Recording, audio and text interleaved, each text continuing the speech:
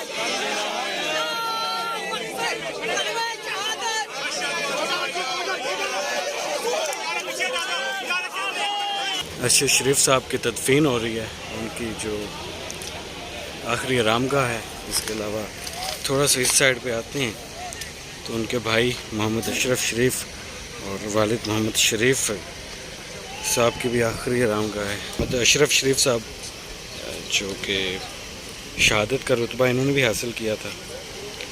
इनके वालिद commander Mohammad शरीफ साहब, इन्होंने भी शहादत का रुतबा हासिल किया था।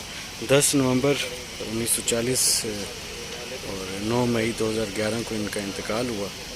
इसके अलावा इनका भी 9 मई 2011 को इंतकाल हुआ। एक ही दिन में एक ही घर से पहले भी 2 जनाजे उठे थे। दोनों बाप बेटे जो हैं वो शहीद हुए थे। और आज ये अरशद शरीफ साहब जो कि पाकिस्तान के सीनियर इन्वेस्टिगेटिव जर्नलिस्ट थे, उनका भी जो आखिरी आरामगाह है वो यहाँ से कुछ कदम दूर है। करीब करीब हैं पूरी फैमिली और लोग यहाँ उदास हैं। लोग रिश्तेदार नहीं हैं लेकिन उसके बावजूद रो रहे हैं। लोगों की आंखें नम हैं, लोग उदास हैं।